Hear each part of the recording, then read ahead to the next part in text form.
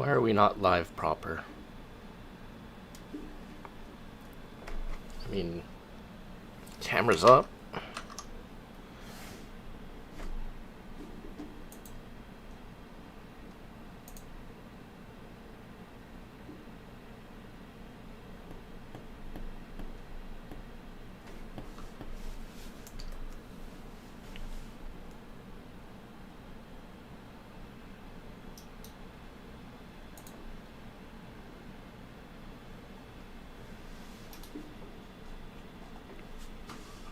Oh, nope, there it is.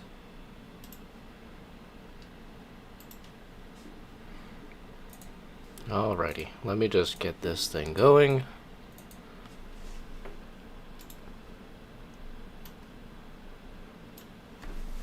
Alright, cool. I think this is working now.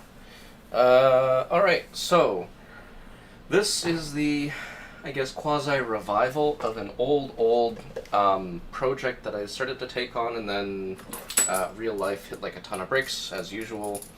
So I shelved it.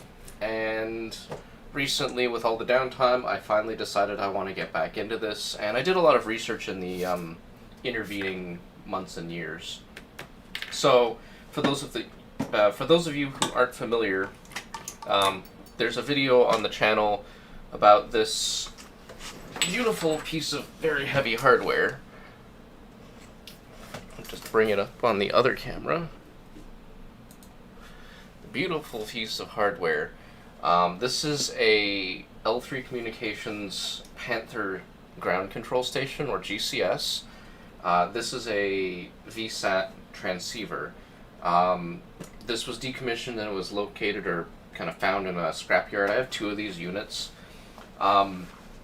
And it was intended for X-band satellite communications. Now, the modem boards themselves, which actually handle the waveform generation and communication, so conversion from like, the encoded satellite radio waveform to like an IP-based connection for data. Those were removed from these because I guess they were working and possibly controlled or something. But I bought them initially because, hey, they look really cool, do a teardown and maybe I can reuse the case for something.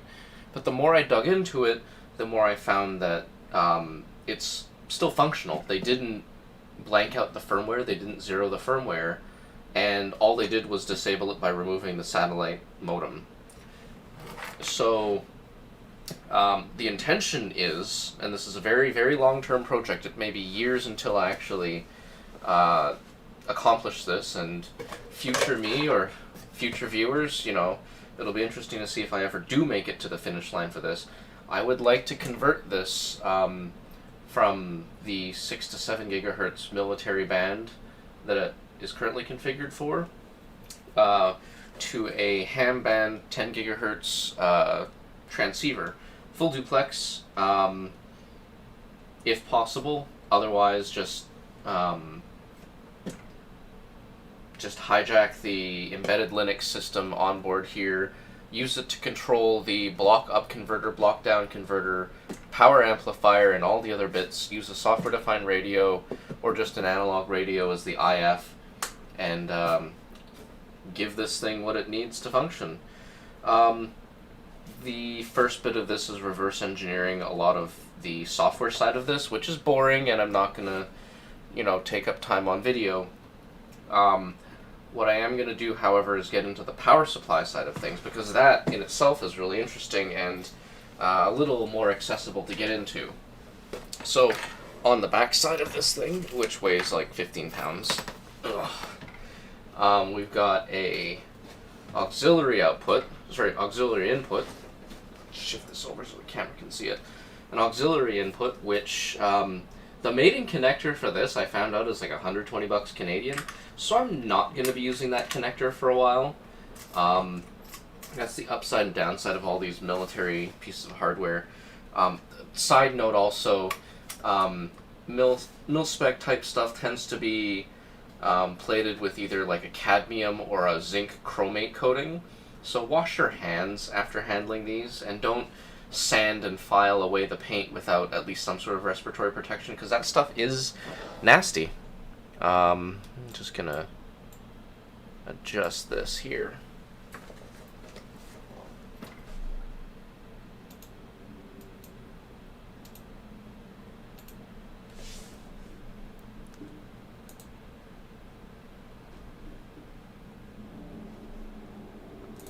One second, just gotta tweak something.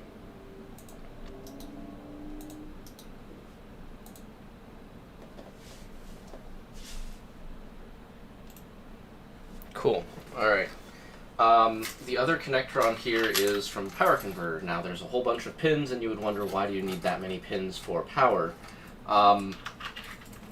Interesting to say, but unsurprisingly, the US military really likes to standardize on things and make them functionally idiot-proof, because infantry, I guess the US military tends to over-specialize, so their soldiers are trained in like a very narrow speciality, so they'll have someone who's just a radio operator, or someone who's, you know, just a designated marksman. You know, they won't say, okay, you need to do all these different things within your platoon or battalion. You have to handle just this one little narrow thing. But they also make things as idiot-proof as possible.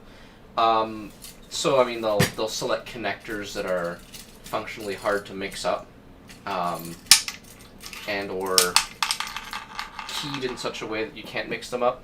But they'll also make things so that they're very versatile. This is the power converter that was referenced on the back of that unit. This is how I got it, and my initial challenge was, okay, it accepts some sort of battery for charging, or I guess handling remote operations, or as a backup power source. But the problem was, one, I didn't have a battery box cover for this.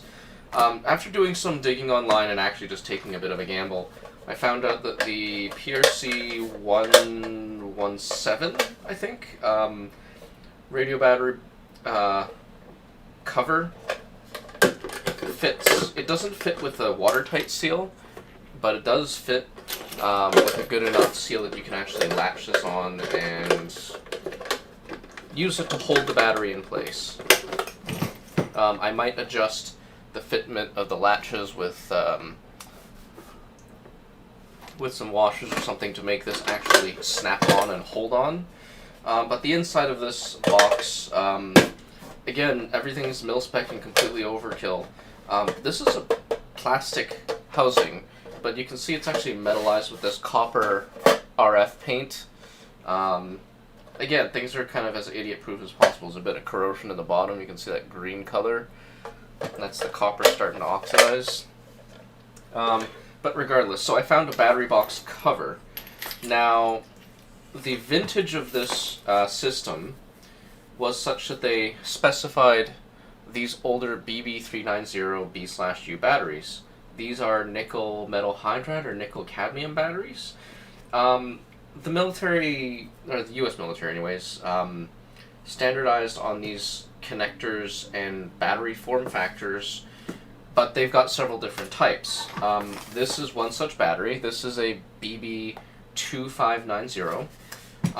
This is a modern lithium version. The older versions just accepted power from the pins and float charged the battery at all times. So you could have this battery, the radio's providing power back into these battery connectors, and the batteries are kind of maintained as a UPS per se, which is really convenient because you can have this thing on AC shore power, and if AC power goes out, the radio immediately fails over to the two batteries in here. It'll function on one, but it does just fine. Now, the newer batteries are a little bit more complex to handle, so they won't actually charge on here. They'll only work with the older style. Regardless of that, these batteries on their own are a whole interesting world of fun. I've seen a lot of ham radio operators. I'm one myself. I just haven't done very much ham radio stuff in a long time. I've seen them use like these little heat shrink wrapped lithium iron phosphate or lithium polymer battery packs, and I've seen them use them for man-portable radios, so like a little Yaesu 817 or an 818 or an 891 for either QRP or just HF mobile setups. The problem with that is that battery's kind of squishy and it's hard to handle, and quite frankly, it's kind of from China. Despite the fact that I'm Chinese myself, I'm born in Canada, I don't trust stuff manufactured in China very much. Especially when I count on it to not catch fire. So anyways, now that that's over, let's talk about this battery, and then let's talk about this, and then let's tear this down, because that's interesting. These batteries are wired not in series or parallel, but they give you the option. So there's this funky connector with some special keying to make sure you can't muck it up.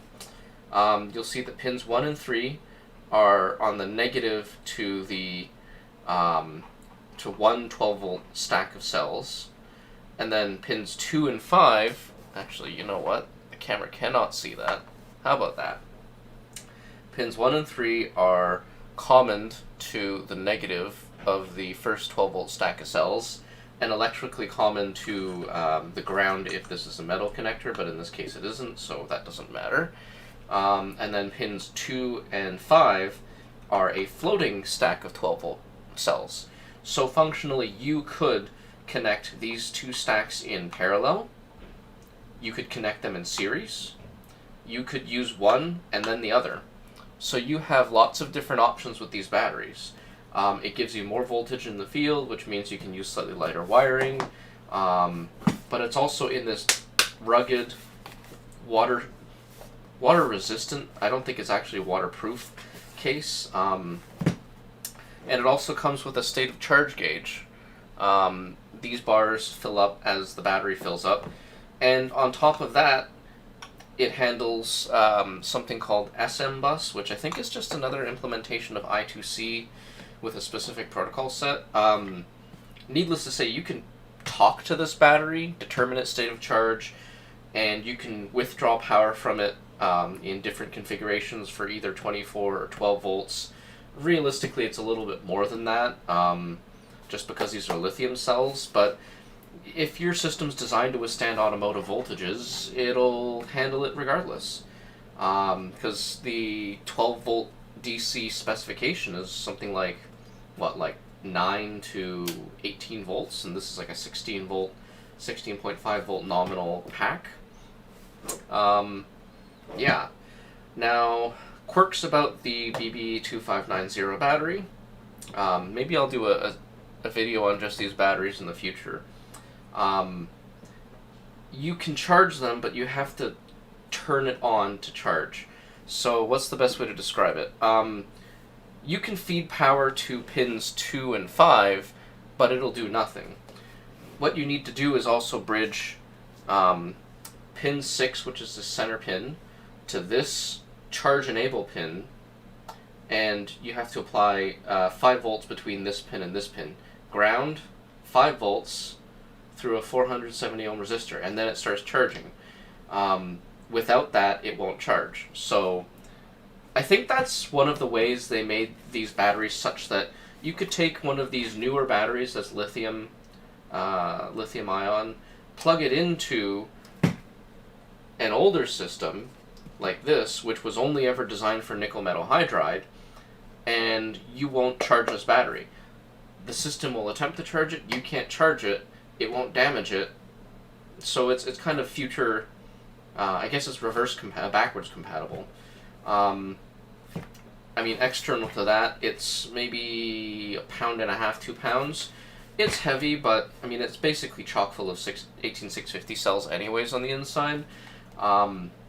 And you can get them, especially if you're in the US, fairly cheap. So I encourage you, if you're a ham radio kind of person or someone who just wants field portable electricity, look into the BB2590 batteries. Now, the connectors themselves are a little hard to find. I am working on a 3D printable connector assembly. You can get pins, these contacts are from Automation Direct for their Harting series connectors, but they are a perfect fit. Maybe just ever so slightly loose, but they're still a pretty darn close fit. And these connectors are actually like beryllium spring-loaded or something. So they're intended for, I guess, a little bit of tolerance on vibration compliance in case these things don't line up perfectly. Even the connector themselves is floating, so that the connector doesn't get cracked or damaged if this thing isn't put on perfectly square by some, radioman. Alright, so that's the battery. I received this, I charged it all the way up, it works fine. I guess the only downside to note is these are like 225 watt hours to start, and you can get them in higher capacity ones, which means that they are not airline compatible. But, I mean, if you're flying with this, you're either in the military or crazy, because you don't need that much watt hours, you can do something else. And I guess another note about these series batteries is they do make primary cell versions, like the BB5590, which is a lithium sulfur dioxide battery. They are ridiculously light for the watt hours that you get out of them, but they're single use and like $300 a pop. U.S. military budgets, the money just grows on trees. Regardless of that, I think it's time to dig into this. From the outside, this power supply looks like it's just heatsink fins on the outside and a fan on this side, so I don't think we actually need to get into this side of it. We're going to attack it from this side first. So just time to start disassembling this. Why am I doing it this way? I have technology.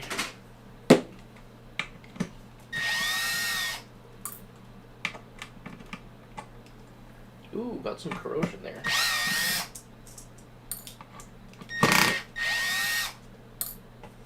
Corrosion? Yeah, I think that's a corrosion issue. Now this power supply does work. I was testing it earlier. Part of one of the reasons why I wanted to save the electronics from the radio itself is because of the amazing power conversion system on it. The way the system works is you feed AC power into this unit, it converts it to 27 volts nominal, feeds it to the radio, and then the radio does some conversion internally, and then after it does that conversion, it sends power back to this unit to these connectors. So you can plug a battery in here and leave it disconnected, and electrically they're just dry contacts on this side. So I can use this module anywhere. Once I get the right connectors on the other end, I can use this for ham radio, I can use this for anything with the right batteries. So let's pop this open. Alright, looks like we've got some military grade schmoo, some silicone or other greasy lubricant. But what do we got in here? You know, I'm going to use a plastic spudger to poke and prod because I don't feel like discharging a line voltage capacitor into my fingers.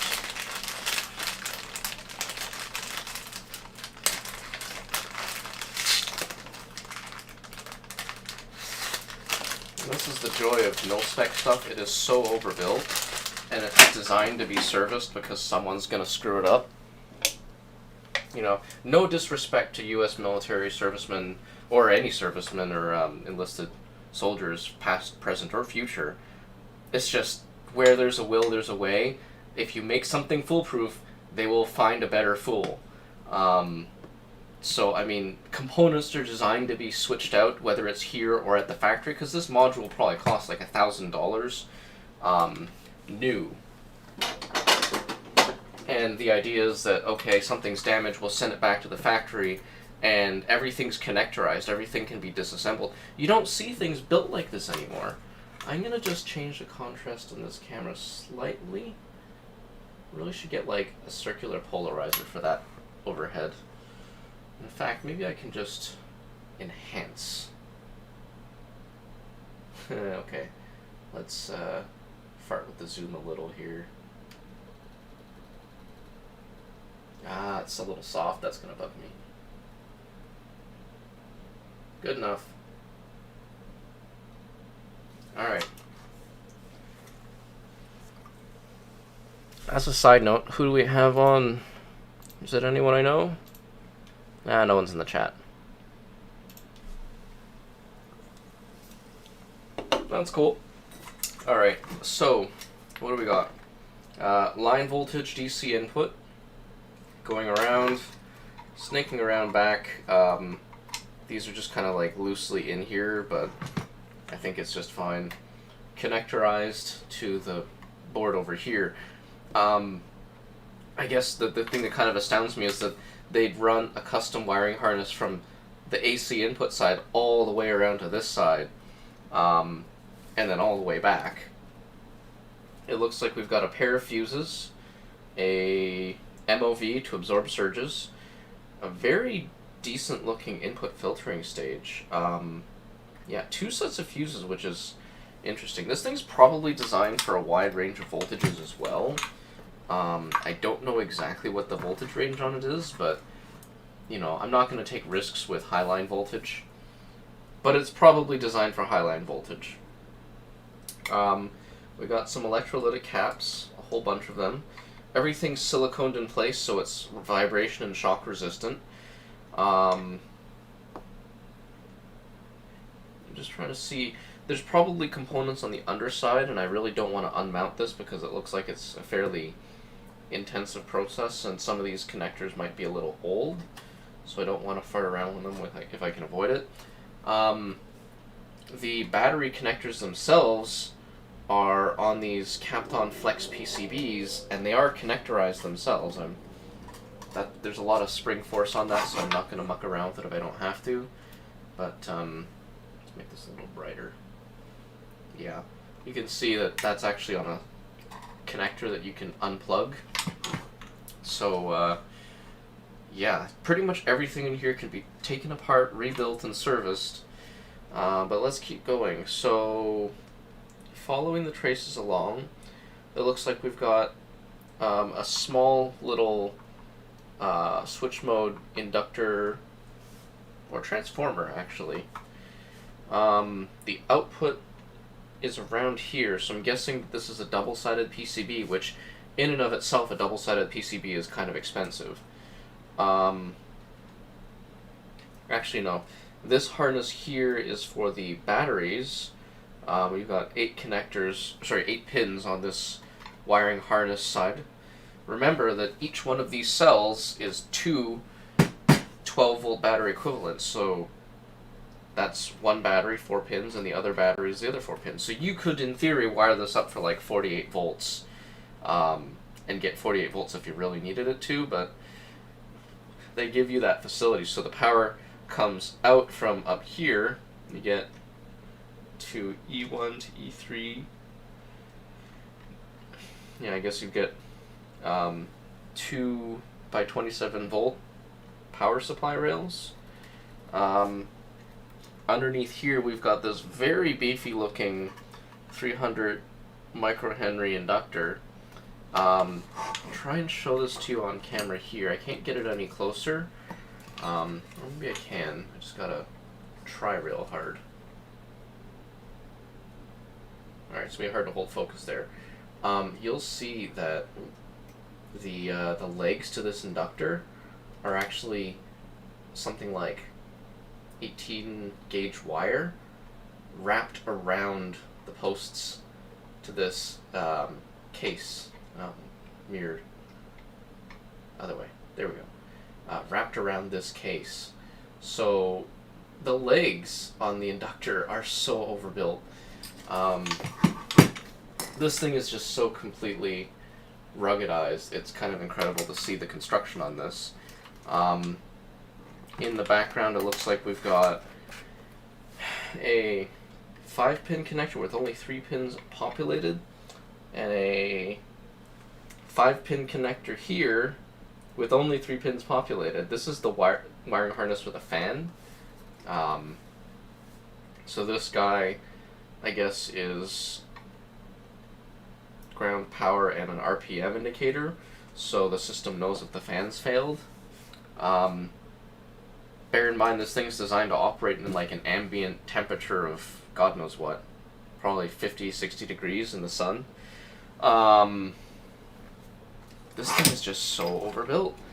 And I mean, you look at the way this is machined and assembled, you can see that there's a seam in the case here and here. It's hidden, it's hard to see, but it's like this was one piece of machined, billet machined aluminum or steel. It's plated, but it's light, so I think it's aluminum. But I mean, they even milled the pockets around where the machine screws that are used to fasten these connectors on. They machined around them to literally shave every gram of weight off of each of these that it could. You know, on the long plates, they shaved all this material out, and then when they went to assemble them, they pumped it full of like a silicone silastic in the corners here. You can see it just oozing out all the way around, right? This silastic material. And then they bolted it together with screws, right? So, I mean, this thing is literally just designed to take a beating. It's waterproofed. And then on top of that, what's really cool is this gasket material. This looks like it's just a... On the camera, it may look like a rubber gasket, but it's not a rubber gasket. What it is this is a Emi Wire Mesh. This is a gasket that's designed to contain electromagnetic interference and also exclude it from the power supply. This is a very high-end means of manufacturing. They'll take a mesh of stainless steel or silver-plated copper, weave it into a continuous gasket, and then they'll impregnate it with a silicone compound so that it's watertight, right? I shouldn't be poking this with the spudger because then I'm going to poke holes in the silicone, but it's a watertight rubber that's also going to exclude EMI. And then on top of that, you've got this ever so slight channel on this gasket. And then they add like a silicone goop on top of that just to make sure that there's 100% seal on it. And if that's not enough, on top of that, they, put a little breather port here, so that it's, while it's waterproof, it handles ambient changes in moisture and temperature so it doesn't have condensation on the inside. It's just really, really well built. And here's another thing that just kind of seals the deal for me. You look at this little mark here. KA22212. Someone either hand assembled or hand finished this board, or that's their initials to say they put their quality control mark on it. It's not these cheap little stickers that you put on and someone takes a sheet of them and initials all of the sheets and then sticks them on every product without actually QCing them like they do in China. A human being with the initials KA back on 22nd of February in 2012 handled this board and tested it. Probably did everything. High pot test, made sure that the conformal coating was on, made sure that every spot that was supposed to have silastic on it has silastic. This is just really, really well built. Now, the one thing that kind of stands out to me is that we don't see any switching electronics on this side of the board. Obviously, because the heatsink is here, all the power electronics would be on this side, so it really is a double-sided board, which, again, makes it more expensive. So what I'm kind of left wondering is which objects are the power electronics. We've got two through-hole pins here, one underneath this wire. Just pull that back so you can see. Yeah, two through-hole pins there, a couple through-hole pins there, 3 through-hole pins here, and it actually says U1 on the back of this, because the other pins don't seem to have any indication of what they are. So here's U1, and it looks like that's it. There's no clear and evident, like, this is all rectification and filtering, noise filtering, noise filtering, noise filtering. I don't see another transistor. So somewhere under here is just a really large switch mode device, and it must handle everything. I'm struggling to find out what this is and what this is, but I really don't want to disassemble it because it's going to be so hard to get back together. Yeah, okay. So I think I'm going to put this back together and then maybe explain a bit more about the radio and what I've learned about it in the intervening years. So let me just pop this enclosure cover back on, make sure it's all snug, start these by hand so I don't strip a thread, especially with that corrosion on the aluminum. Either that or it's a thread locking compound, but it could be a thread locking compound actually. All of these are flathead imperial threaded machine screws, so those are a mite hard to find because the world has moved on to switch over to metric. You know, as much as I love how overbuilt US military hardware is, for God's sake, switch to metric. It's just more available. It just makes more sense. But I guess you'd have to switch over to the entire force and the entire economy surrounding the U.S. Military-industrial sector to use metric threaded fasteners. It would just not work. I can dream.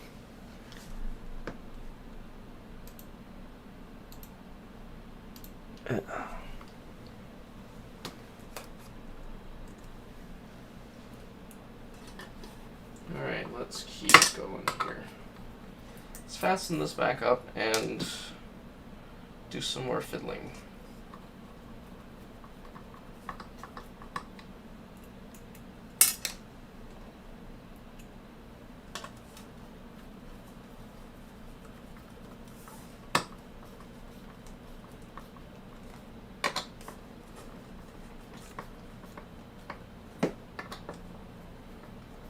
Kind of strange to think that, like, in this day and age of mass manufactured electronics, there's still a very narrow sector that does hands-on manual assembly and everything.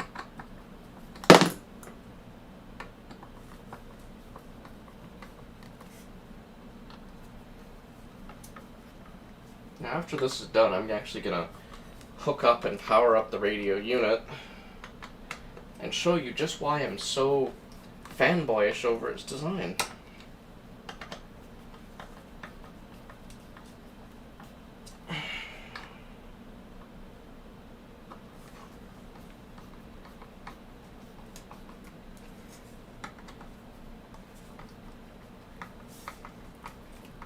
I guess the one thing that can be said for these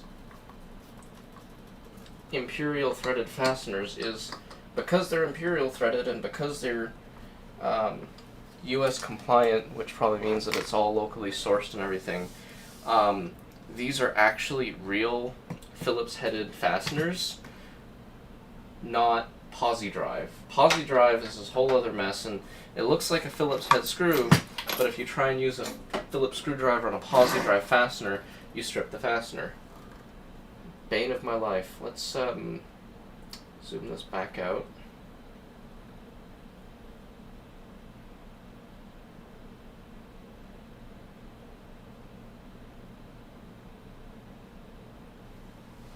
Yeah, okay, that'll do.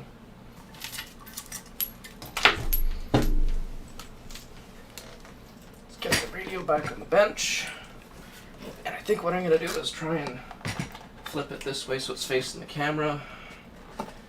But I'm a little afraid to pop it up so the camera can see it because it's so heavy, and if it falls it's going to crush my toes and break something. So let's just put something underneath it to prop it up, maybe.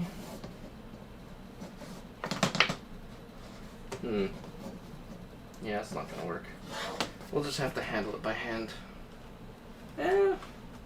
There. Kind of works. Alright. Well, there's the other neat thing too. This power supply is designed to hook onto the side. So it actually has these tabs in it. It just hooks on like no problem. Actually, before I do that, I'm going to install the battery.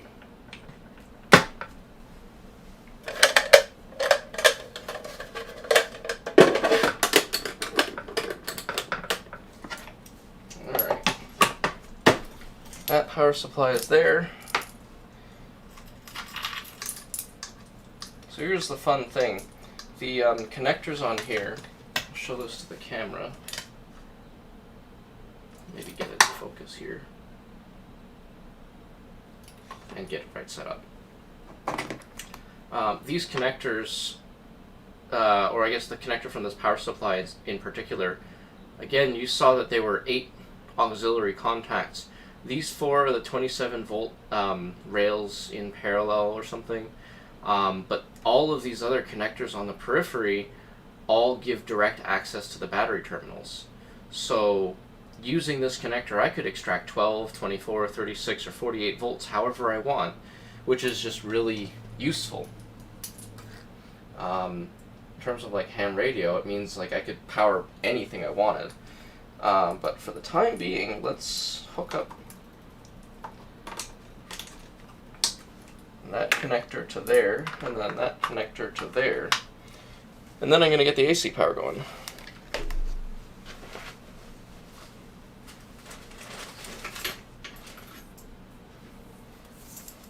going to hook up the AC power off screen.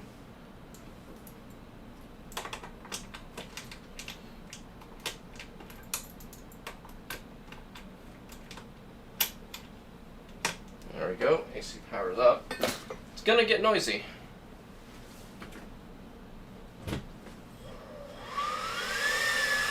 So that fan, that's just the power supply.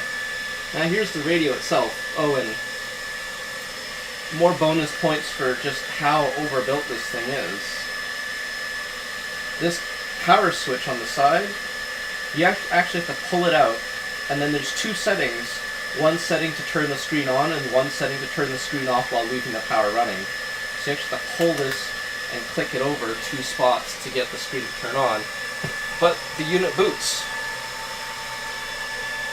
And there's this big air duct here. When I'm done powering this up and explaining what's going on, I will actually open this up and kind of show what's going on now that I've learned a little bit more about it. Oh, and the other great thing too is because it's battery powered and because this power converter is effectively a UPS, I think once it boots, but maybe even not, I can just pull the AC power cord. You can hear the fan turn off, but this thing's still running because the battery's supplying all the power required to operate this. And if at any point the power comes back on, the power comes back. So what do we got on the screen here? We got power, AC, alarm, and GPS. A couple of status indicators. Modem communications. Reference communication. So there's like a little reference module in here that gives, I guess, a local oscillator reference. You got the block up converter lock, which, I mean, obviously it's not going to work because there's no signal being injected into the block up converter. And a DRO lock. All the different voltage rails on here. And yeah, this is a satellite radio transceiver. Now the modem itself is gone, but the intention is to convert this over to 10 gigahertz ham radio one day in the very far future. As you can see here, VAC is on AC power, VDC, and VBAT. If I yank the AC power, it fails over immediately and flawlessly over to the local battery without any problems at all. And then go back on AC power, and it's immediately back on AC power.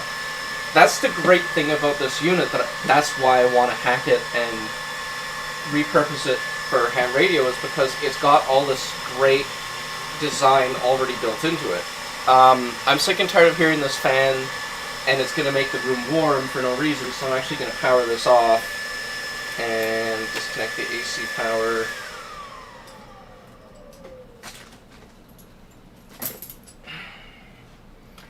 Disconnect power cables and put the connectors on the caps here.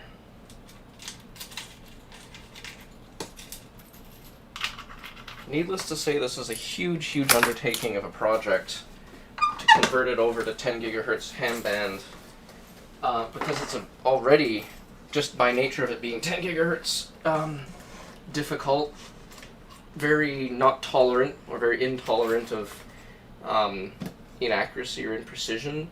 And then on top of that, I guess there are very few people to actually connect with over 10 gigahertz, and it's not a very popular band because of that. You need special hardware to do it. I have some of the parts already in hand, like a circulator, gun plexer, some waveguide parts. I need to get a horn antenna. Either way, here's the cover removed. You can see just how overkill this design is. You've got all these conformal heat conductive pads. You've got an extra special heat sink for this compartment, because I guess they wanted extra heat sink capacity. They had, the heat sink here, but I guess they gave up some heat sink capacity because they have this heat pipe installed over to this section. It's just so overbuilt. So I mean, this lid is like machined aluminum, I think. It's a very hard aluminum. If it's not aluminum, it's got to be like a stainless or something. It's just very high quality. So underneath this portion of the unit is the actual, like on the underside of this portion from here to here, this is the RF front end. Everything you see here is control electronics. It's so overbuilt. I mean, the fans are shock mounted on these little rubber shock mounty things that I guess some of them snapped over the years. Or it's just... How many segments is this supposed to have? Yeah, I think these snapped off over the years. So like, the radios are... Oh. Yeah. I guess the rubber just degrades over time. Because another one just fell apart. The fans are shock mounted. It's overkill already. The heat pipe is clamped between a heat sink and another heat sink. This flat heat pipe conducts heat over from this section of the unit, which is all power electronics. You take DC power in from the main connector, which is like that 4+8 connector, 4+8 pin connector. Take it into this board, output more power out the back, and it's also designed to take anything from 12 to 48 volts DC from this auxiliary connector. So this board itself is already a huge win in terms of, I guess, field power or field compatible power. Just very utilitarian power. I mean, just look at the way this is designed and constructed. You've got this heat pipe sandwiching all of the power electronics on this side of the board, because the heat pipe is actually soldered or brazed on, and the lack of oxidation on this copper heat pipe probably means that they did this in like an air-free or inert gas process. You can't see it very well because of the glare and angle of light, but it's very oxidation-free copper. So it's just incredibly impressive. Their response to not being able to get enough small ceramic capacitors was to stack them on end. So you've got a whole bunch of capacitors stacked on end like that, soldered side by side by side, and then wrapped in Kapton. They literally said, we've got a box this big, find a way to fit this many capacitors with low ESR and inductance into that power supply so they can make it work. You've got these big inductors or transformers from Coilcraft that are like flat wound copper bar. It's all potted, it's all vibration resistant. You could pretty much drop this thing out the back of an airplane in an airdrop, and that's probably what it's designed for, because you can drop this in the middle of nowhere, point the antenna in the correct direction, and you get a secure network connection to pass data through. You could have video conferences, you could do anything. This is military rated. Regardless of that, just kind of going through all of this, you've got the front screen module here, and then you've got all these black cables here, which the best way to explain it is this thing has an Ethernet switch built in. I believe that some of the magnetics are in here already, but it may not have that many magnetics, or the magnetics are already built into these Amphenol waterproof pass-through connectors. But regardless of which, you've got several connectors, one of which was going to the satellite modem board, which was bolted in here, but is obviously gone now. And you've got some more connectors. This went to the satellite modem, and this went to the satellite modem. So you got all these cables that no longer really apply anymore. It's just so well built wiring harnesses too. It's just crazy. In and amongst all of this, you have an Altera Cyclone 3 FPGA running the whole show with probably its operating system on one of these two chips. I think this is the flash chip. No, this is the flash chip, and there's its RAM that it's operating off of. Beyond that, you've got, let's see, it's hard to see, but you've got a GPS receiver. This silver RF can here actually goes to the front port, which is just a GPS antenna. And here we go, another another mark of humanity on this piece of lovely hardware. TLW 8912. So this board itself was commissioned, I guess, on the 8th of September? No, the 9th of August 2012. And then this unit over here is a router board, or not board, but a little router. So you've got internal and external RF sources. You have this connector which goes to modem transmit, and you've got, I think, another loose connector here which goes to modem receive, and everything's labeled, and this is all like Teflon coated RF cabling, and it's just so good. Everything's gold plated, and it's just so gorgeous. So yeah, this portion of the board here is actually a little RF router. You have these two cables here on this side and this side. So there's actually two separate RF switches. One of the RF switches is for the transmit side. One of the RF switches is for the receive side. You can switch it so it's using these two ports on the front. These two cables go to these ports hidden down here in the front to an external satellite transmit and receive unit.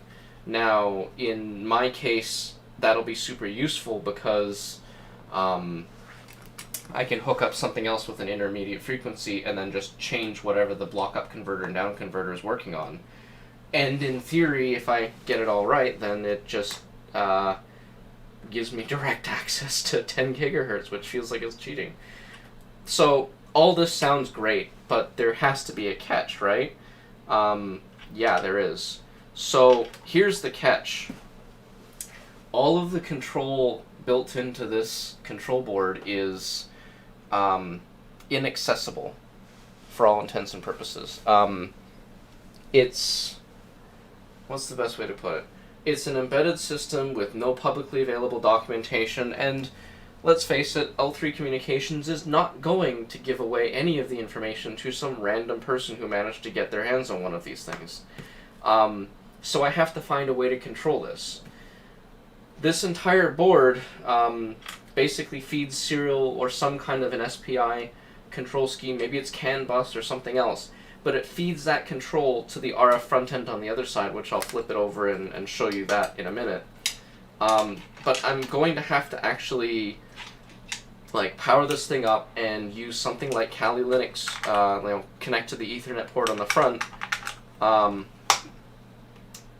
and try and get into the Telnet server that's running on this thing. So I can get into the Telnet server and start figuring out how to control it, because somewhere in and amongst here is effectively the software drivers that say what's the protocol to feed down this wiring harness to the actual RF front end, the block up converter, down converter, local oscillator reference, and power amplifier. But yeah, this is just so overbuilt, so I can't possibly throw this away or rip it out and replace it with something so basic and analog. This is a huge stepping stone towards 10 gigahertz ham band. So I have to take the opportunity to make it work. One day I will make it work. The hard part's getting control of it, because it's password protected. Let me just make sure I get no cables pinched here. And again, like, everything's perfectly lined up in terms of fitment. It's just built so well.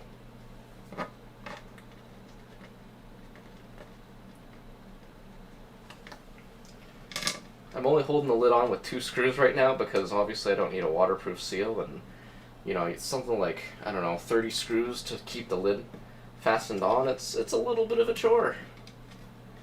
But let's go look at the gorgeousness on the underside. Alright.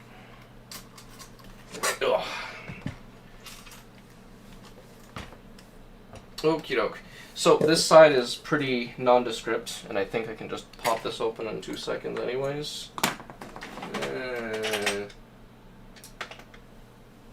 Maybe one of these screwdrivers will do it. Yeah, good. No. I gotta find my Imperial wrench set. I can't use my metric set. That's a pain. There we go. It is a 7/64th screw. This side is just the underside of the control board. It's very boring, so I'm going to take this off, show off what's there, and then put it all back. It's pretty boring. This is the underside of the power converter, and you know, it even looks like this was designed for more MOSFETs to handle more power, more capacitors or more inductors. You got like all these unpopulated positions, L28, I should use something plastic, L28, L26, L39, L42. Oh, these are supposed to be diodes. No, MOSFET. Yeah, these 4 transistors, these 2 are diodes, that's an inductor. There's all these unpopulated positions here because I guess it was designed to slot into something else. That's the way that these big aerospace and military companies design stuff. They'll design these boards and modules that can drop into anything. So, I mean, they might have designed their requirements around some other project and then just reused it to fit into here. And just kind of refactored the board, or just decided we don't need those power rails. So, I mean, this thing's already capable of so much. This is the underside of the board, and I guess this is some sort of a memory battery. But there's no way to know what's going on. And what's interesting is that there's another display connector here too. So I'm really curious what this display is supposed to be. Because I think it's a slightly different form factor than the display cable on that side. So it's almost like this could have been talking to a secondary display. I wouldn't be surprised at all if they designed this board to be used in a civilian version as well, so they didn't have to respin all of that intellectual property. Needless to say, that's the boring part, and I already misplaced my Allen key. Oh, there it is. Getting old. Not that old.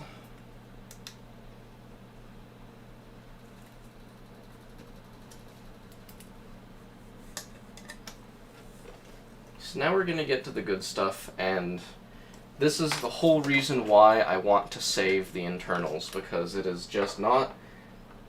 It is not right to consider ripping out the internals and just using this as a glorified box. When I bought this, I bought it with the intention of, it's going to be a glorified box because they probably wiped the firmware and made it completely inert and non-functional when they decommissioned it. Surprise, surprise, they didn't decommission it correctly. Alright. Again, more milled aluminum case lids. And then there's this beauty. You can't see it on camera, but there's all this gold-plated stuff, and it's just beautiful. So what the hell's going on here? Let me just hydrate real quick.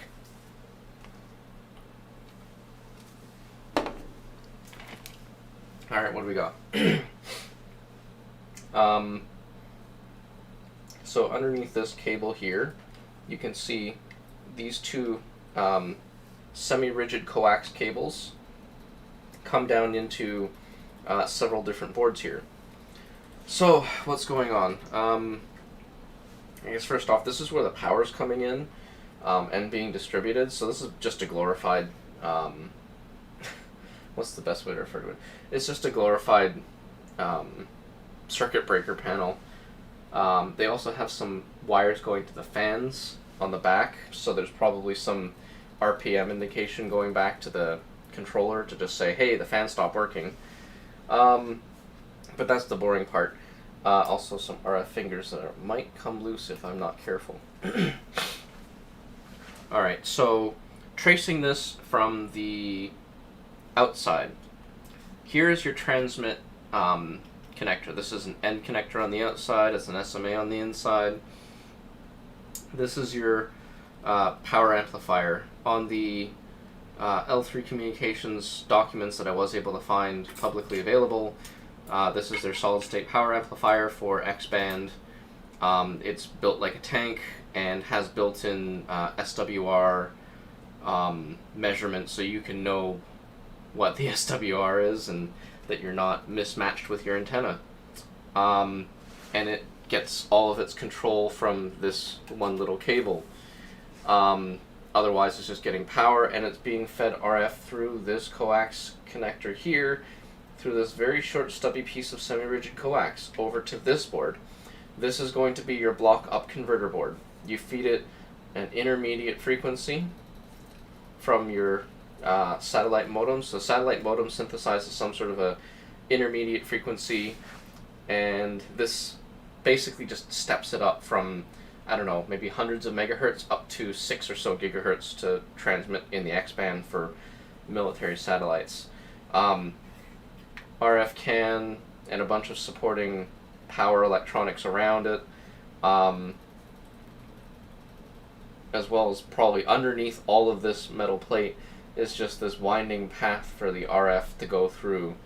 I'm not even going to attempt to understand how that works because it's some high-level stuff working in the gigahertz band.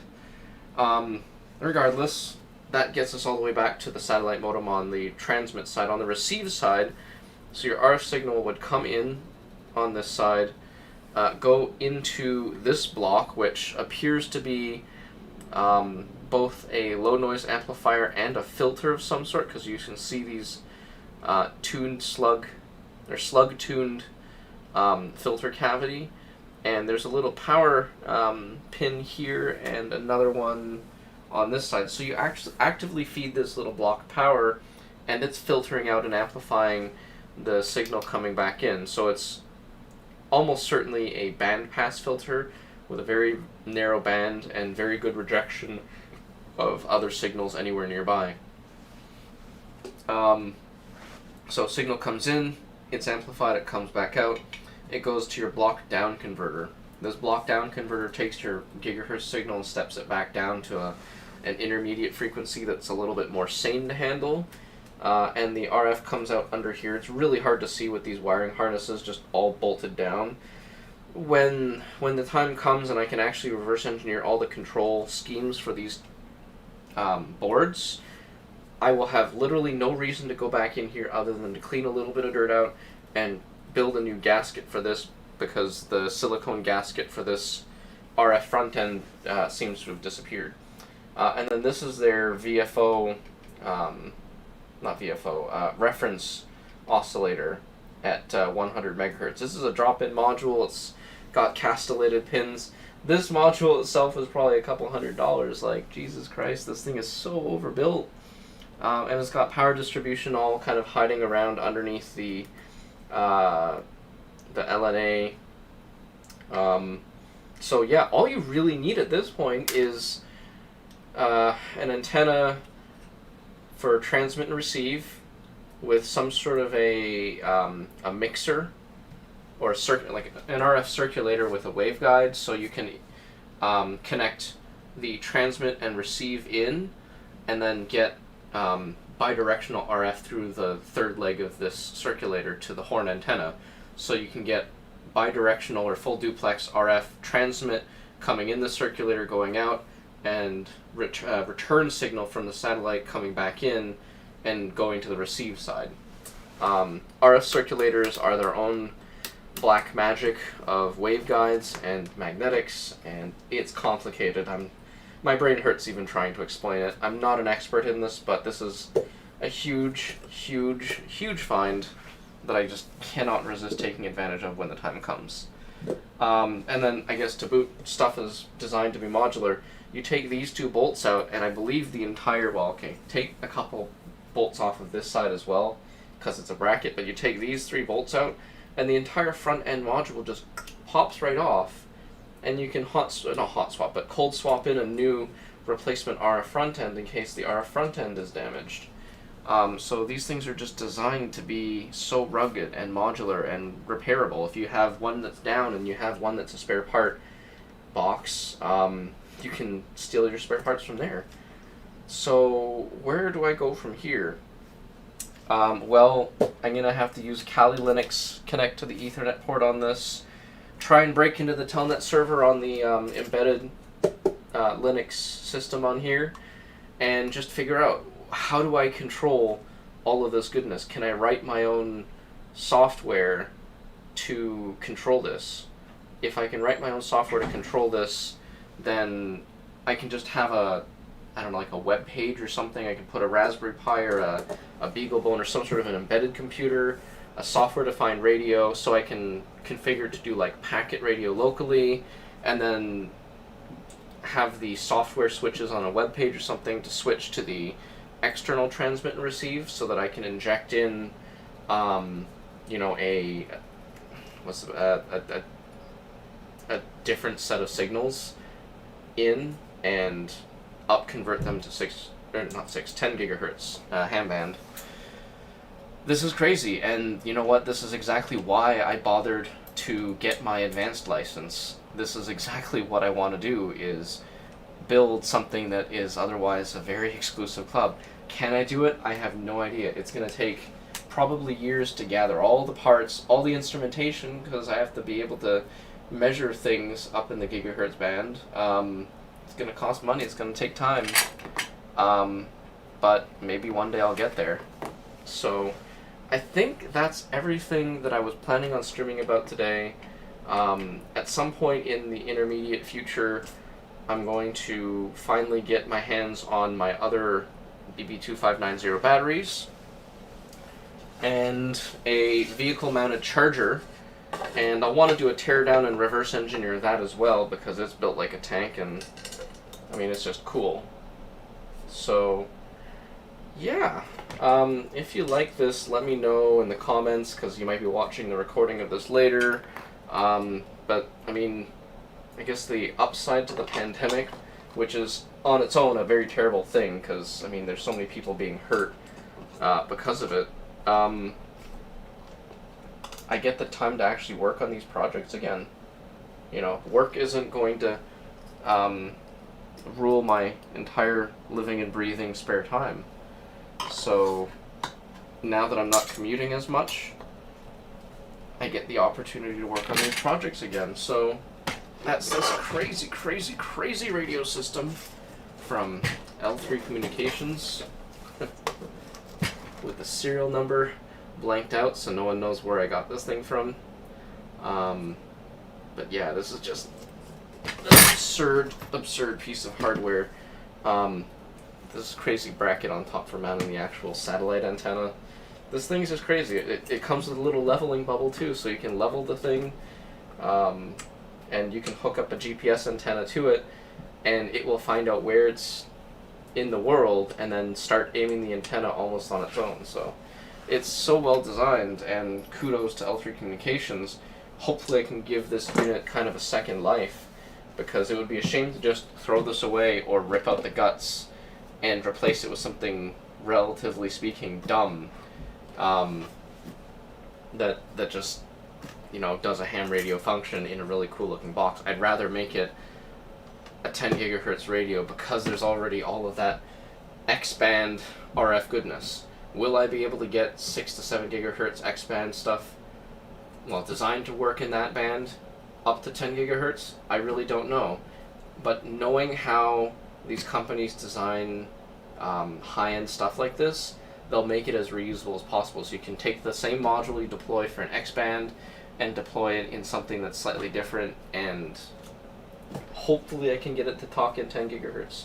If I can, then the next hard part will be finding someone else to talk with. Alternatively, I've got 2 of these units, so I could talk to myself or have a friend communicate with me. So we'll see what happens. I think for now, though, that's going to be it. It's been about an hour, and I've rambled on enough as it is. So yeah, let me know in the comments. This is a bit of a diversion from all the other airsoft stuff that I've been doing, but there's only so much of that I can talk about and do, so, you know, until then, stay safe, and, you know, we'll see you on the other side. Peace out.